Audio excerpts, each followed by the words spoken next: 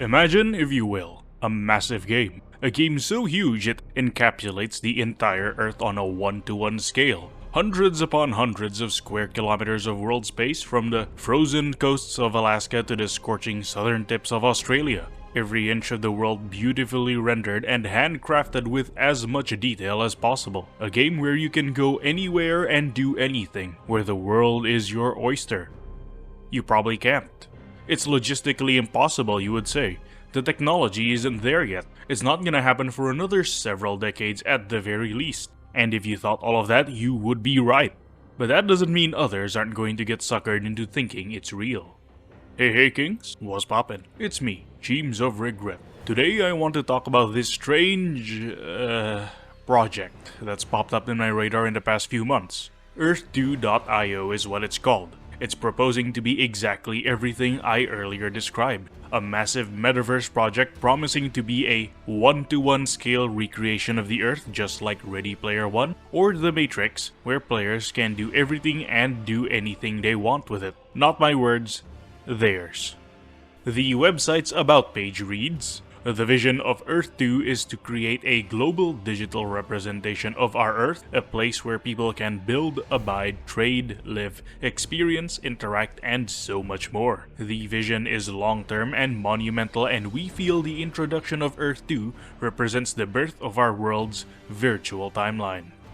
So, as you can see, the devs are quite literally promising the world to you. It'll be everything that you can ever dream of. The next step in gaming evolution. We are going to recreate the entire goddamn planet on a 1-to-1 scale and make it as detailed as the likes of a modern AAA game. Now, a little bit of context here. One of the only other games that has ever successfully recreated the Earth on a 1-to-1 scale is Microsoft Flight Simulator.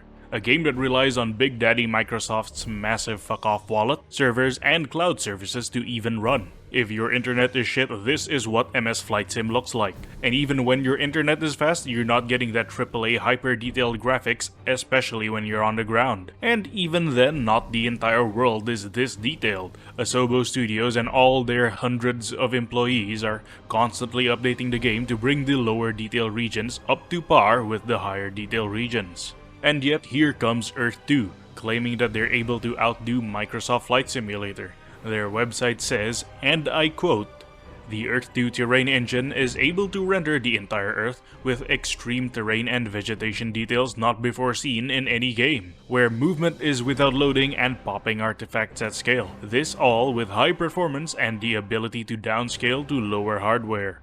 So the Earth 2 team is trying to tell me that they, with just about a fraction of the staff members and without any of the backing from an ultra-tech giant like Microsoft, can somehow run circles around the absolute achievement that is Microsoft Flight Simulator. Now, I'll be polite about this, but please, don't piss on me and tell me it's raining.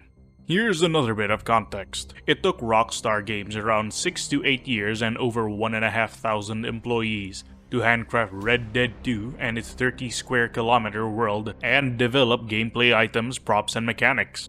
Earth 2 thinks it can craft around 150 million square kilometers to the same level of detail within a few years. Now, I know the Earth is like 510 million square kilometers, but only 30% of that is actual land, so I'm cutting them some slack here. Anyways, Earth 2 wants to do all of that with only a fraction of the employees.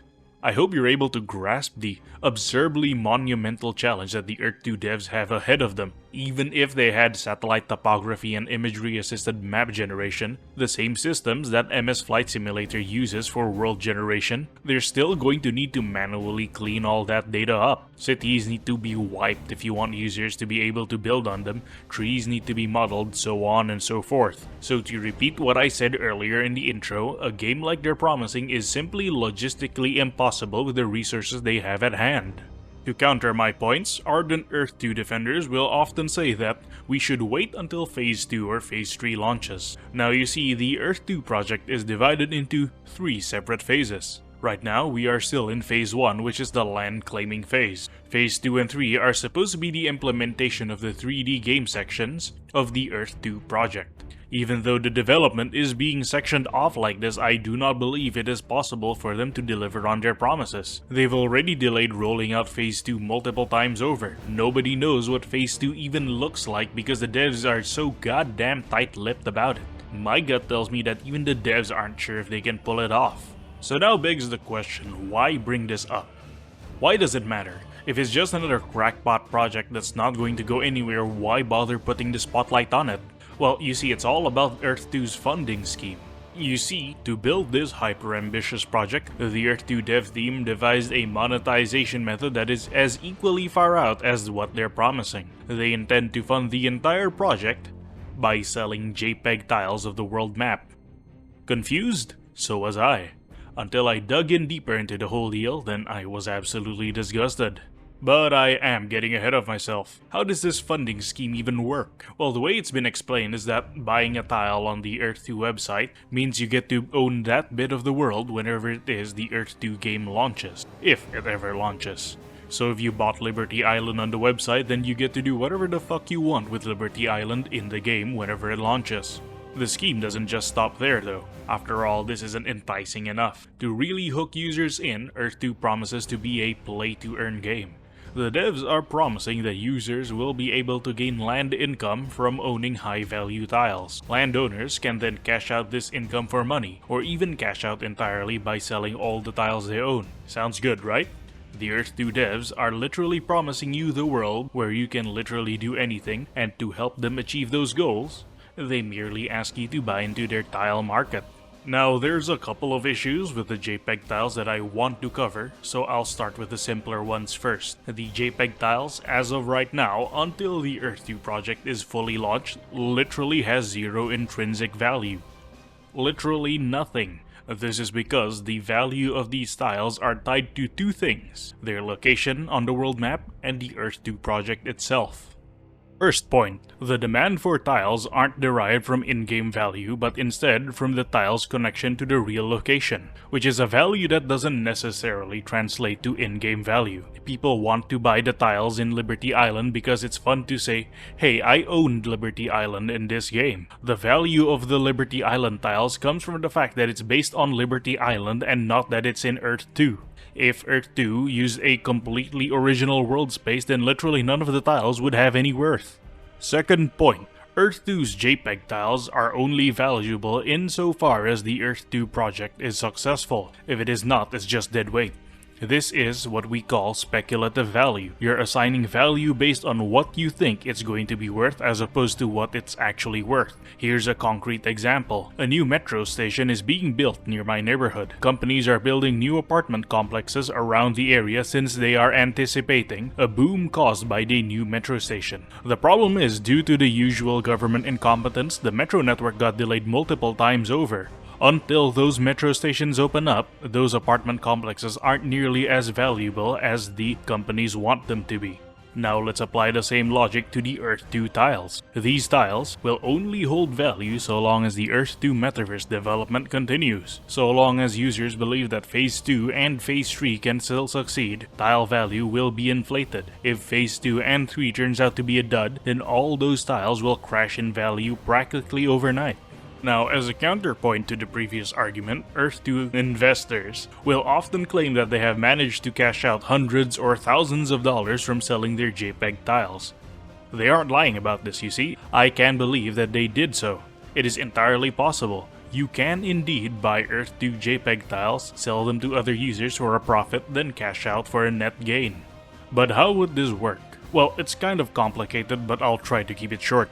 Tiles start out with a base value determined by the developers. As users buy these tiles, the algorithm jacks up the price of nearby tiles because it detects demand. So let's establish a 3x3 grid here. I buy a tile on the corner for $5. This raises the price of nearby tiles to $6. You then buy the tiles surrounding mine for $6 each, running for $18 in total. This again raises nearby tiles to $7 each. A third user now hops in. For whatever undisclosed reason, he decides he wants both of our tiles. We sell our tiles to him for $7 each, coming up to $28 in total. We then cash out and call it a job well done. Now, if you're smart and were paying attention, you would have noticed the problem by now. I cashed in for $5 while you cashed in for 18. Combined together, we both cashed in for $23. However, after selling the tiles to the new guy, we have a combined wealth of $28. $5 whole more than we cashed in and $5 whole more that Earth 2 doesn't have. If we decide to cash out now, the whole system would collapse because Earth 2 doesn't have the cash to give away. Because, surprise surprise, you can't give away money you don't have. If you saw this coming a mile away, good job. Here's a participation trophy. If you didn't, that means you weren't paying attention. Your punishment is you have to hit the like and the subscribe button. Most people would simply write off Earth 2 after figuring all of this out, and they'd be right to do so, but as it turns out, there's a bit more depth to the scheme. This is because of a crucial bit of information that I've intentionally left off. You see, the thing is, Earth 2's JPEG tile market isn't running on US dollars or whatever real-world currency is available. It's instead running on a proprietary currency called e-dollars. Now, e-dollars, which I'll call eddies to keep short, is what you use to purchase tiles. Eddies have a 1-to-1 conversion rate to the US dollar, which means 1 US dollar equals to 1 eddy. So you need to convert your regular old dollary dues to eddies before you're allowed to purchase tiles. However, while cashing in dollars to eddies is 1-to-1, cashing out is not. Earth 2 charges you transaction fees for every form of eddy transaction you make. Buying tiles from other users, transaction fees. Cashing out, transaction fees. Sloppy toppy, transaction fees. Wait a minute. Well, I'm sure you get the point by now. This means that no matter what, Earth 2 is always getting more money than it is giving out. To top it all off, there is no option to sell your tiles back to Earth 2. Tile trading can only be done between users. This means that if you cashed in $100, to get those $100 back, you first need to make a profit. To make a profit, someone must be willing to buy your tiles for a marked up price. The problem is, everyone wants to make a profit. Say I bought a tile for $5, I'd sell it to you for at the very least $6. You would then sell it to the next person for $7. This goes on and on and on to the point where the prices hit a ceiling and nobody wants to buy it off the last sucker who bought the tile. Now whoever last bought the tile is shit out of luck because he can't cash out his eddies. And don't get me wrong, there must be that last sucker because again, you have to sell it to other users. There is no other choice. By this point, you have to see that this is a ticking time bomb. There is only so many tiles available for purchase and only so many people willing to cash in to buy them. Do tell, what happens to Earth 2 when it hits that point?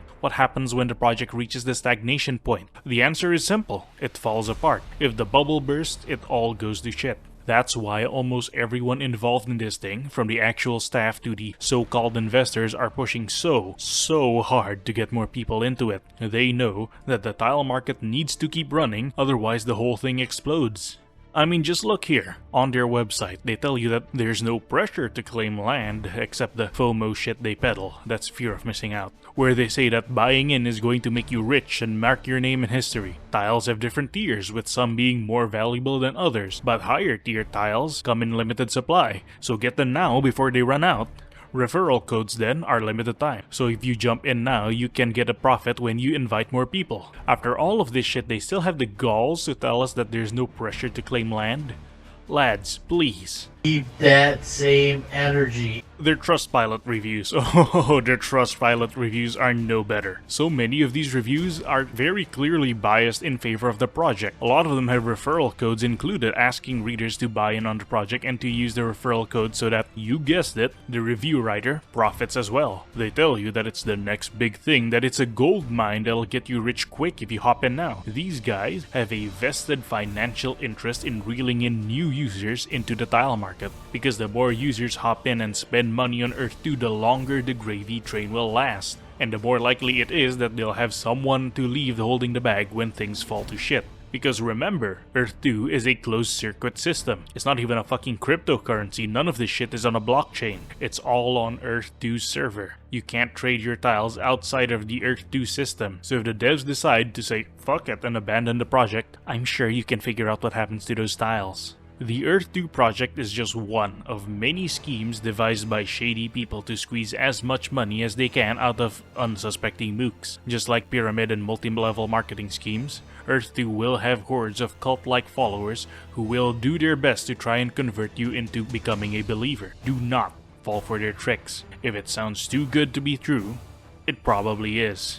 And that about wraps up this video. If you like the content that I'm making, then remember to like the video and subscribe to the channel for more content like this. All the support helps me keep this channel running. This has been Teams of Regret, wishing you all good luck and Godspeed. Signing out.